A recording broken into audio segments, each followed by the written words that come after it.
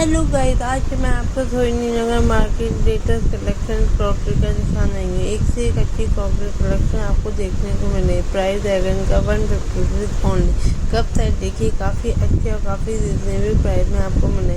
एक से एक अच्छे कप सेटों का कलेक्शन आपको इनकी शॉप पर मिल जाएगा। इनकी शॉप 5 नंबर गली के जस्ट पीछे लगती है।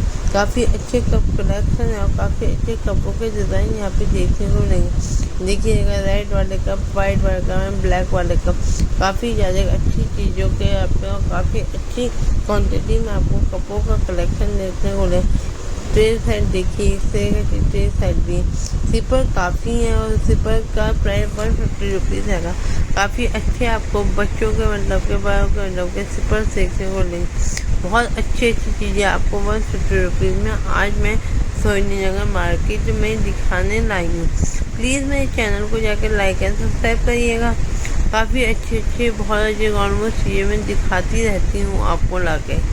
देखिए, बोतल भी, वाटर बोतल काफ़ी अच्छी चीज़ें आपको 150 रुपीज़ में आपको यहाँ पे देखने को मिलेगी। ये देखिए, शैम्पू बोतल है ओनली 150 रुपीज़ की। काफ़ी डेकोरेशन का आइटम आपको घर के लिए यहाँ पे मिल जाएगा। काफ़ी अच्छी चीज़ें आपके लिए यहाँ पे अवेलेबल रहेंगी।